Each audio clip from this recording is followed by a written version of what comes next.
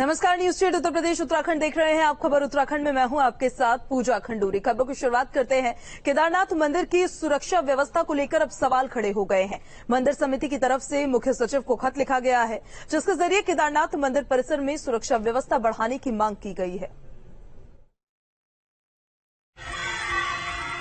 केदारनाथ मंदिर पर आतंकी हमले का खतरा।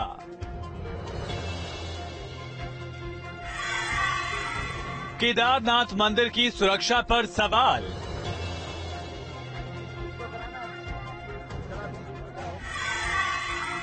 मंदिर समिति ने मुख्य सचिव को लिखा पत्र।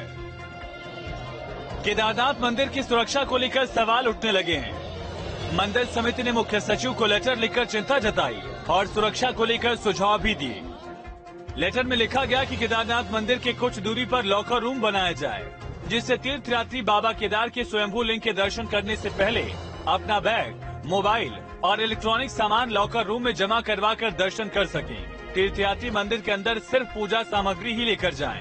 इस संदर्भ में मेरे द्वारा मुख्य सचिव को एक पत्र लिखा गया है। मैंने सुझाव दिया है कि मंदिर की एक निश्चित दूरी पर एक लॉक रूम तैयार किया जाए और जहां पर कि ये सारी सामग्री उनकी जमा कर ली जाए, और उसके अलावा मेटल डिटेक्टर इत्यादि जो भी सुरक्षा को लेकर के आवश्यक लगता है वो सारे प्रयास किए जाने चाहिए। दरअसल केदारनाथ यात्रा में यात्रियों की तादाद कम होने के बाद मंदिर समिति की तरफ से श्रद्धालुओं को गर्भगृह के दर्शन भी शुरू करवाए जाने लगे हैं, लेकिन कुछ तीर्थयात्री इसका गलत फायदा उठाने लगे हैं। गर्भगृह में विराजमान बाबा केदार के स्वयंभू लिंग का एक वीडियो इन दिनों सोशल मीडिया पर तेजी से वायरल हो रहा है, जिससे मंदिर की सुरक्षा पर सवाल उठने लगे हैं।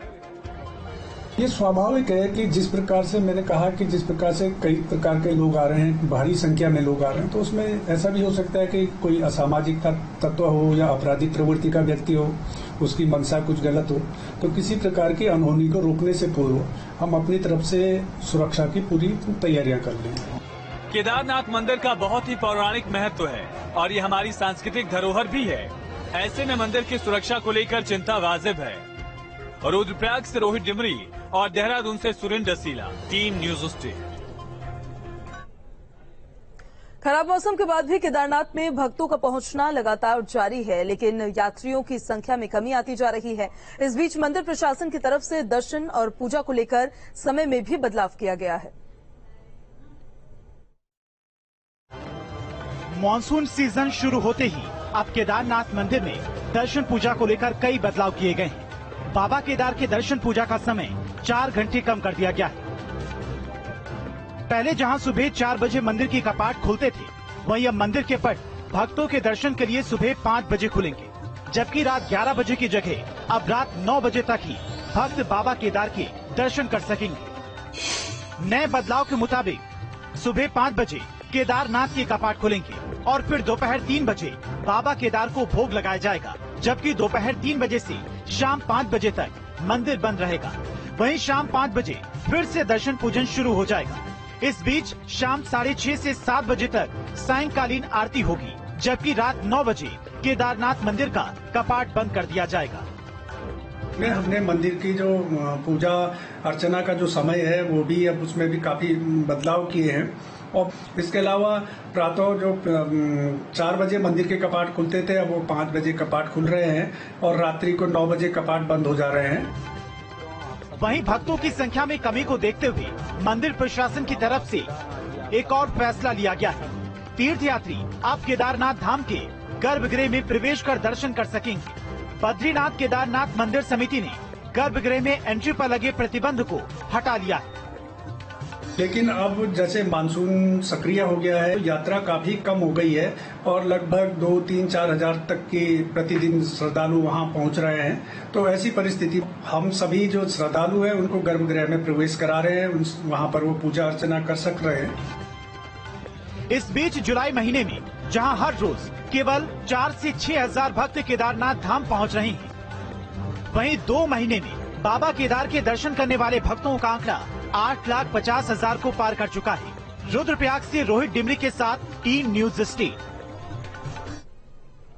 विश्वविख्यात केदारनाथ धाम की 2 महीने की यात्रा में जहां 103 तीर्थयात्रियों की मौत हुई है, तो हार्ट अटैक, ठंड और अन्य शारीरिक बीमारियों की वजह से इन लोगों की यहां पर मौत हुई है। 4 तीर्थयात्रियों की मौत पहाड़ दरकने से दरअसल हुई है कि पहाड़ से पत्थर उन पर गिर गया, जिस कारणवश उनकी मौत हो गई। तो 2 महीने की यात्रा में 107 लोगों की अब कुल मिलाकर मौत हो चुकी है। अभी 4 महीने की यात्रा अभी और चलनी है। ऐसे में मौतों का आंकड़ा अगर बढ़ता है तो ये चिंता का एक बड़ा विषय है। केदारनाथ धाम के कपाट खुले हुए 2 महीने का समय पूरा हो चुका है और अभी तक 8.5 लाख से अधिक भक्तों ने बाबा केदार के दर्शन कर लिए हैं।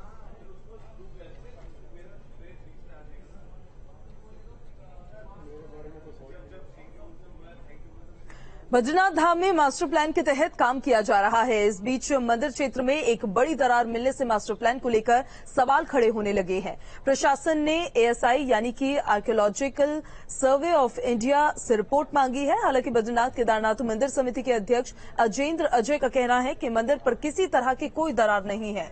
तो वहीं सिंहद्वार के सामने एक दरार है जो तस्वीरों में दिखती है।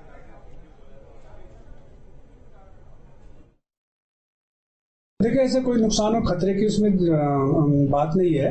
वो हल्के से दरारें हैं और क्योंकि भविष्य की दृष्टिगत उसको हमको लगा कि ये आवश्यक है, किसी प्रकार से कोई भविष्य में किसी प्रकार से कोई खतरा पैदा ना हो, उस दृष्टि से एएसआई को कहा गया था। एएसआई ने उसका अध्ययन करके पूरी अपनी विस्तृत रिपोर्ट तैयार कर ली है और उस पर शीघ्र ही काम शुरू हो जाएगा। उत्तराखंड पर्यटन विकास बोर्ड की बैठक के बाद मुख्यमंत्री पुष्कर सिंह धामी ने कहा कि पर्यटन हमारे राज्य का मुख्य आधार है। जिस सोच के साथ उत्तराखंड का निर्माण हुआ था उस सोच के साथ हम आगे बढ़ रहे हैं। सीएम धामी ने यह भी कहा कि पीएम मोदी की अगुवाई में ऑल वेदर रोड समेत कई योजनाओं पर तेजी से काम किया जा रहा है। उन्होंने कहा कि पर्यटन के बढ़ावे के लिए हवाई सेवा का विस्तार किया गया है। गौचर की हवाई पट्टी, चिनाली सौड़ की हवाई पट्टी पर काम किया जा रहा है। जॉलीग्रांट एयरपोर्ट का विस्तारीकरण किया जा रहा है। सीएम धामी ने कहा कि देश भर के होटल इंडस्ट्री से जुड़े लोग और निवेशक आए हैं। सरकार से जो भी अपेक्षा की गई है उन सभी सुझावों पर विचार किया जा रहा है। भविष्य में अच्छा निवेश आने की भी संभावनाएं हैं। इन तमाम बातों को लेकर सीएम पुष्कर सिंह धामी ने प्रदेशवासियों को भी आश्वस्त अपनी बातों में किया है।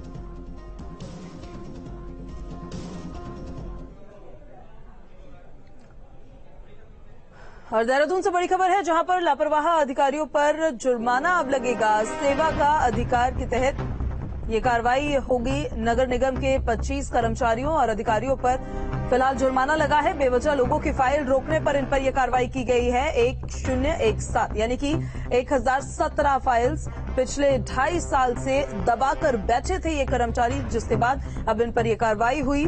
सेवा का आयोग में लोगों ने शिकायत दर्ज कराई थी। सेवा का अधिकार आयोग में डीएम देहरादून से रिपोर्ट मांगी गई थी, जिसके बाद जिला अधिकारी देहरादून ने ये एक बड़ी कार्रवाई की है। इस वक्त की बड़ी जानकारी आपको देहरादून से बता रहे हैं, जहां पर लापरवाह अधिकारियों पर अब जुर्माना लगा है। सेवा का अधिकार के तहत ये कार्रवाई उन पर की गई है। नगर निगम के 25 कर्मचारी है और ऐसे अधिकारी हैं जिन पर यह जुर्माना लगाया गया है, जिन पर यह कार्रवाई की गई है। खबरों में आगे बढ़ते हैं। दिल्ली से अगली खबर आपको बताते हैं। आपदा राहत को लेकर सीएम धामी का बड़ा बयान सामने आया है। आपदा राहत को लेकर प्रदेश सरकार तैयार है।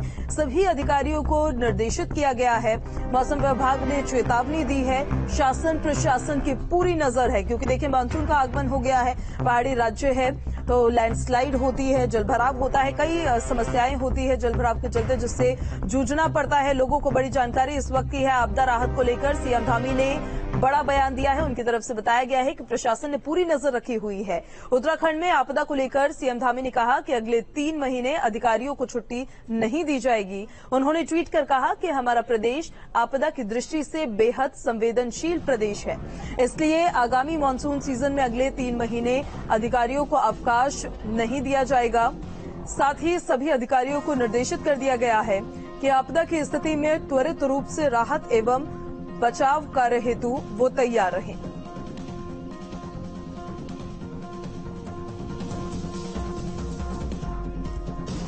तो सीएम पुष्कर सिंह धामी ने ये बयान दिया है और उन्होंने बताया है कि सभी अधिकारियों को, सभी कर्मचारियों को निर्देशित किया गया है, बताया गया है कि अधिकारियों को अवकाश नहीं दिया जाएगा अगले 3 महीने के लिए।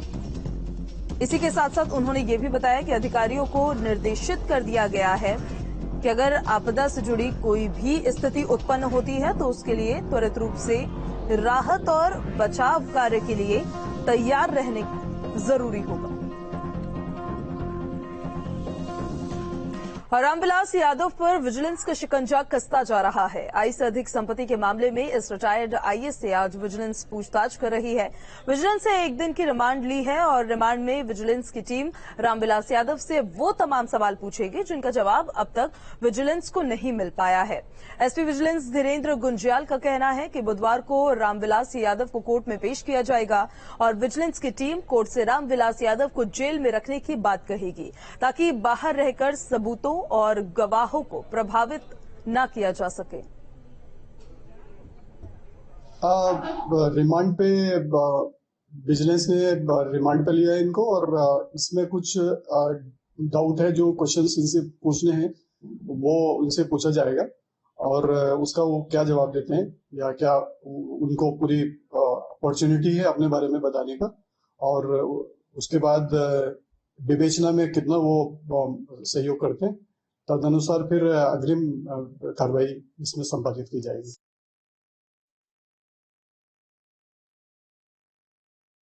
और कावड़ मेले को लेकर हरिद्वार जिला प्रशासन मेले से जुड़े सभी पहलुओं को अब देखा जा रहा है। आज जिलाधिकारी विनय शंकर पांडे और एसएसपी योगेंद्र सिंह रावत ने धर्मशाला और होटल एसोसिएशन के पदाधिकारियों के साथ समन्वय बैठक की। बैठक में मेले के दौरान आने वाली समस्याओं और कावड़ियों को असुविधा से बचाने की योजनाओं पर चर्चा की गई है। तो मेले में होने वाली समस्याओं को लेकर बात की गई। अहम बैठक थी।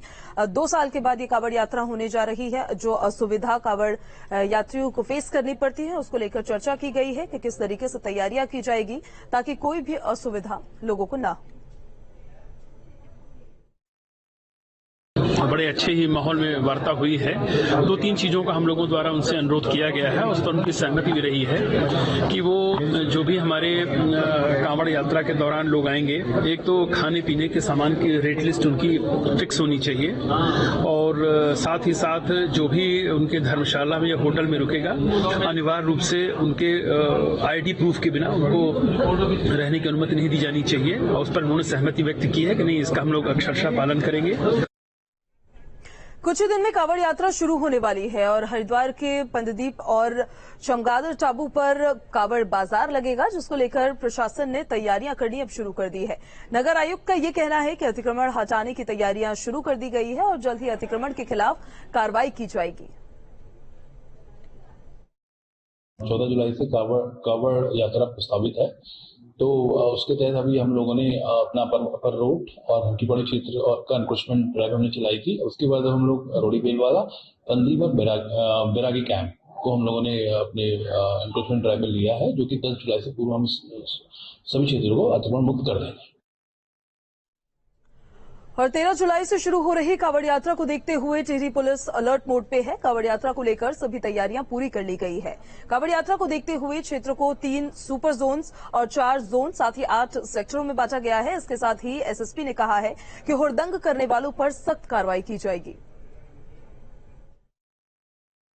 जनपद टिहरी पुलिस द्वारा अपनी तैयारी पूर्ण कर ली गई है। इसमें जो हमारा क्षेत्र जिसमें कि तीर्थयात्री आते हैं उसको 3 सुपर जोन और 4 जोन और 8 सेक्टर्स में डिवाइड किया गया है। सुपर जोन में डिप्टी एसपी, सेक्टर्स में जोन में इंस्पेक्टर्स और सेक्टर सब इंस्पेक्टर्स, इनकी ड्यूटी लगाई गई है। इसके तहत जो हमारा कांवड़ वाला एरिया है, यहाँ पे अतिरिक्त पुलिस बल जिसमें कि PAC, traffic police, home guards, PRD, यहाँ पे इनकी ड्यूटी लगाई गई है।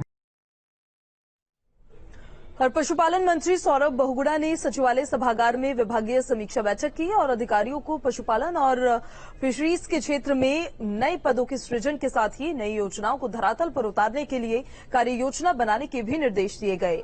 मंत्री ने आंचल दूध के नए प्रोजेक्ट को नई पहचान दिलाने के लिए आउटलेट खोले जाने को लेकर सिर्फ निर्देश ही नहीं दिए हैं, बल्कि सितंबर महीने तक काम को पूरा करने की डेडलाइन भी तय की है।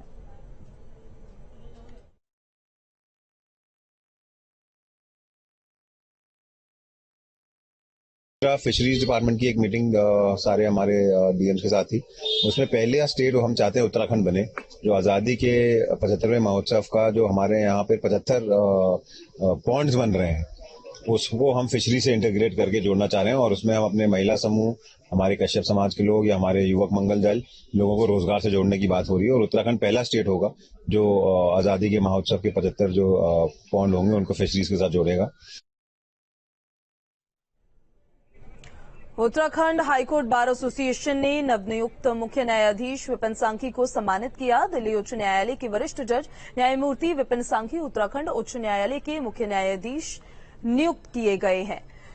तो मुख्य न्यायाधीश ने पहुंचकर बार सदस्यों और अधिवक्ताओं को संबोधित किया है। बार अध्यक्ष दिवाकर जोशी ने बताया है कि मुख्य न्यायाधीश ने आश्वस्त किया कि वो बार वादकारी और संस्था के हित में काम करेंगे।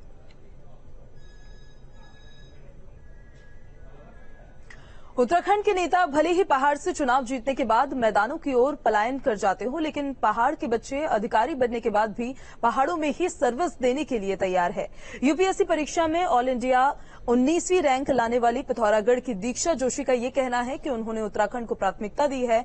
अगर उन्हें उत्तराखंड मिलता है तो वो यहां रहकर पहाड़ के दूरस्थ क्षेत्रों के लिए ज्यादा काम कर पाएंगी। आपको बता दें कि दीक्षा जोशी बीजेपी के वरिष्ठ नेता और प्रदेश प्रवक्ता सुरेश जोशी की बेटी है। अगर उत्तराखंड में अपॉर्चुनिटी काम करने को मिलती है तो आई थिंक मैं सबसे ज्यादा खुश होंगी इस बात को लेके। कुछ चीजें जो मेरे दिमाग में उत्तराखंड के लिए हैं वो एक तो इंफ्रास्ट्रक्चर जो हमारा स्पेशली पहाड़ों को लेकर है उसको अपग्रेड करने का है। दूसरा हेल्थ फैसिलिटीज जो उत्तराखंड की हैं उनको मैं इम्प्रूव करने में अपना कंट्रीब्यूशन देना चाहूंगी। और तीसरा विमेन जो उत्तराखंड की हैं उनके लिए भी कुछ करना। ये 3 मेरे प्राइमरी ऑब्जेक्टिव्स रहेंगे। श्रीनगर में गुलदार के घर में एकदम से आ जाने से हड़कंप मच गया। मौके पर पहुंची वन विभाग और पुलिस के जवानों ने कड़ी मशक्कत के बाद गुलदार को पिंजरे में कैद किया। दरअसल श्रीनगर गढ़वाल के अलकनंदा विहार में स्थित एक घर की गैलरी के बीच एक गुलदार फंस गया था।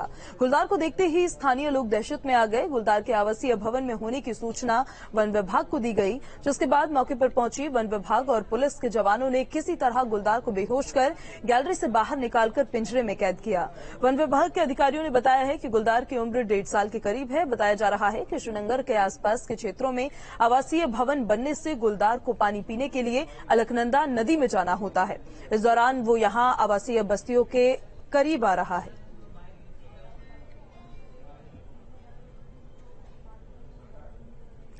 हरिद्वार में रिहायशी इलाके में इन दिनों जंगली जानवरों से लोगों की परेशानी बढ़ गई है। कई इलाकों में कई दिनों से गुलदार दिखने से लोग दहशत में आ गए हैं। इलाके में एक बार फिर से गुलदार दिखने पर लोगों ने वन विभाग और प्रशासन को इसकी सूचना दी, जिसके बाद मौके पर पहुंची वन विभाग की टीम ने कड़ी मशक्कत के बाद गुलदार को पकड़ा।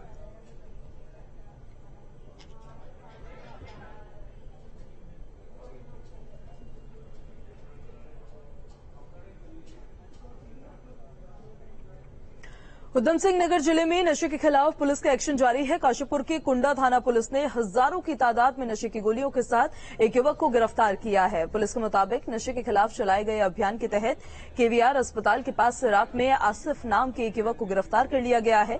पुलिस ने आरोपी के पास से नशे के लिए इस्तेमाल होने वाली गोलियां भी बरामद की है, जिसकी कीमत 1,70,000 रुपए बताई जा रही है। पुलिस के द्वारा लगातार इसमें नशे के विरुद्ध जो भी ये काफी इसमें की बढ़ोतरी हो रही है, तो लगातार इसमें कार्रवाई भी की जा रही है। कल रात के समय मोहम्मद आसिफ को चेकिंग के दौरान गिरफ्तार किया गया। ये अपनी बाइक से बिजनौर से काशीपुर इन दवाइयों को सप्लाई करने जा रहे थे। और लक्सर में प्रशासन ने तहसील दिवस का आयोजन किया। इस मौके पर एडीएम वितबीर सिंह बुदियाल ने लोगों की जन समस्याएं सुनी। इस दौरान 30 शिकायतें सामने आई, जिसमें से ज्यादातर शिकायतों का मौके पर ही निस्तारण कर दिया गया। तहसील दिवस में तहसील से जुड़े सभी विभाग के अधिकारी मौजूद रहे। कुछ शिकायतें ऐसी भी रही जिन्हें समय सीमा के अंदर निपटाने का निर्देश देते हुए संबंधित विभाग को बढ़ा दिया गया। 22 शिकायतें अभी तक प्राप्त हुई हैं, जिसमें 5 शिकायतों का मौके पर निस्तारण किया गया है। कुछ